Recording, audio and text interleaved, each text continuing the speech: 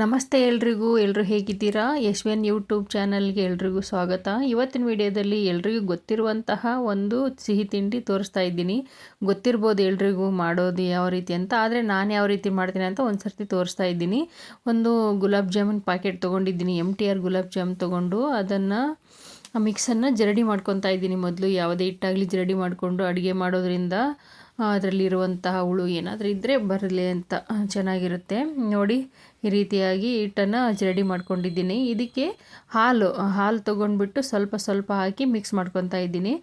ಒಟ್ಟಿಗೆ ಹಾಕೋದು ಬೇಡ, ಸ್ವಲ್ಪ ಸ್ವಲ್ಪ ಹಾಕ್ಕೊಂಡು ಮಿಕ್ಸ್ ಮಾಡಬೇಕು. ತುಂಬ ಭಾರ ಹಾಕಿ ಮಿಕ್ಸ್ ಮಾಡಬಾರ್ದು. ಹಿಟ್ಟನ್ನು ತುಂಬ ಭಾರ ಹಾಕಿ ನಾದಿ ಮಿಕ್ಸ್ ಮಾಡಿದರೆ ಜಾಮೂನು ಒಳಗಡೆ ಬೇಯದೆ ಗಟ್ಟಿಯಾಗಿ ಇರುತ್ತೆ. ಹಾಗೆ ಅದಕ್ಕೆ ಭಾರ ಹಾಕದೆ ಹಗುರವಾಗಿ ಕಲಿಸ್ಕೋಬೇಕು ಜಾಮೂನು ಹಿಟ್ಟನ್ನು. ನಾನು ಹಾಲು ಹಾಕಿ ಕಲಿಸ್ಕೊಂಡು ಇಟ್ಕೊಂಡಿದ್ದೀನಿ. ಇವಾಗ ಇದಕ್ಕೆ ಒಂದು ಬೌಲ್ ಮುಚ್ಚಿ ಒಂದು 5 ನಿಮಿಷ ನೆನೆಯೋದಕ್ಕೆ ಇಟ್ಬಿಡ್ತೀನಿ ಸೈಡಲ್ಲಿ.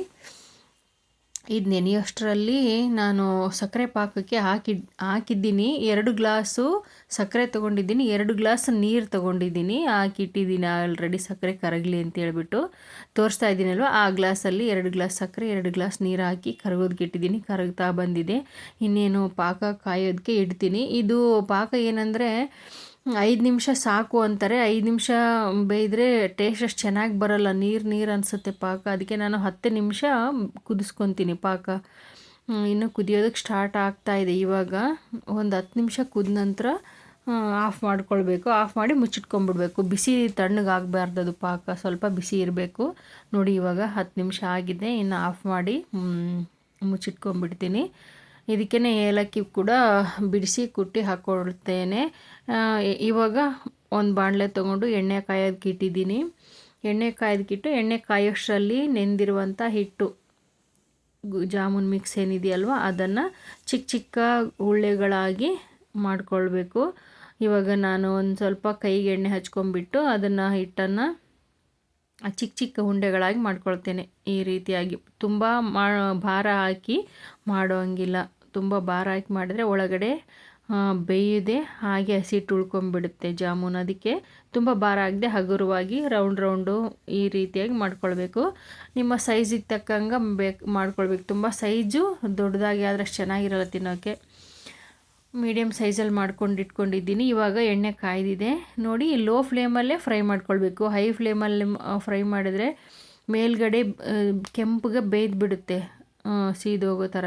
ಒಳಗಡೆ ಹಸಿ ಹಿಟ್ಟು ಹಾಗೇ ಇರುತ್ತೆ. ಆವಾಗ ಪಾಕದಲ್ಲಿ ಹಾಕಿದಾಗ ಮೇಲ್ಗಡೆ ಅದು ನೆಂದು ಈ ಉಂಡೆಗಳು ಹೊಡೆಯುತ್ತೆ. ಅದಕ್ಕೆ ಲೋ ಫ್ಲೇಮಲ್ಲಿ ಇಟ್ಟು ಫ್ರೈ ಮಾಡಬೇಕು. ಸ್ವಲ್ಪ ಬ್ರೌನ್ ಆಗಬೇಕು. ಅದು ತುಂಬ ಕಡಿಮೆ, ಇದಕ್ಕಿಂತಲೂ ತುಂಬ ಸ್ವಲ್ಪ ಬ್ರೌನ್ ಆದರೆ ಚೆನ್ನಾಗಿರುತ್ತೆ. ಮೇಲ್ಗಡೆ ಗರಿ ಥರ ಇರುತ್ತೆ ಪಾಕಲ್ಲಿ ನೆಂದರೂ ಕೂಡ. ಒಳಗಡೆ ಎಲ್ಲ ಪಾಕ ಹೀರ್ಕೊಂಡು ಮೇಲೆ ಗರಿ ಥರ ಅನಿಸುತ್ತೆ. ಆ ರೀತಿಯಾಗಿ ಚೆನ್ನಾಗಿರುತ್ತೆ. ಅದಕ್ಕೆ ಲೋ ಫ್ಲೇಮಲ್ಲೇ ಫ್ರೈ ಮಾಡ್ಕೊಳ್ಬೇಕು.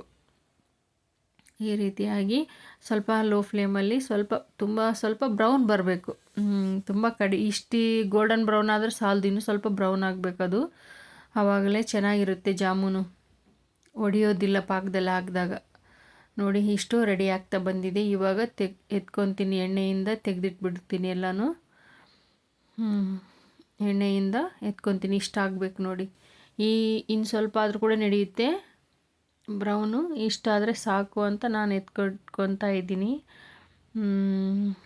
ಎಲ್ಲನೂ ಎತ್ತಿಟ್ಕೊಂಡು ಒಂದು 30 ಸೆಕೆಂಡ್ಸ್ ಬಿಟ್ಟು ಆಮೇಲೆ ಪಾಕದಲ್ಲಿ ಹಾಕಬೇಕು. ರೆಡಿಯಾಗಿದೆ ಅಲ್ವಾ? ಇವಾಗ ಪಾಕದಲ್ಲಿ ಹಾಕ್ತೇನೆ. ರೆಡಿ ಇರುವಂಥ ಪಾಕದಲ್ಲಿ ಹಾಕಿ ಒಂದು 10ರಿಂದ 15 ನಿಮಿಷ ಹಾಗೆ ಬಿಡಬೇಕು. 15 ನಿಮಿಷ ಮುಚ್ಚಿಡಬೇಕು. ನೋಡಿ, ನೋಡ್ತಾ ಇದ್ದೀನಿ 10 ನಿಮಿಷ ಬಿಟ್ಟು ಇನ್ನು ಸ್ವಲ್ಪ ನೆನಿಬೇಕು. ಇನ್ನೊಂದು 5 ನಿಮಿಷ ಮುಚ್ಚಿಡ್ತೀನಿ, ಪಾಕ ಚೆನ್ನಾಗಿ ಇರ್ಕೊಳ್ಳಿ ಒಳಗಡೆ ಎಲ್ಲನೂ ಅಂತ ಹೇಳಿ. ಫೈನಲಿ ರೆಡಿ ಆಗ್ತಾ ಬಂದಿದೆ ನೋಡಿ. ಇವಾಗ ಸರ್ವ್ ಮಾಡೋದೇ. ನೀವು ಯಾವ ರೀತಿ ಮಾಡ್ತೀರಾ ಅಂತ ನನಗೆ ಕಮೆಂಟ್ ಮೂಲಕ ತಿಳಿಸಿ. ನಾನು ಮಾಡಿರೋ ಮೆಥಡ್ ಇಷ್ಟ ಆದರೆ ಕಮೆಂಟ್ ಮೂಲಕ ತಿಳಿಸಿ. Thank you. ವಿಡಿಯೋ ನೋಡಿರುವಂಥ ಎಲ್ರಿಗೂ ತುಂಬ ಥ್ಯಾಂಕ್ಸ್.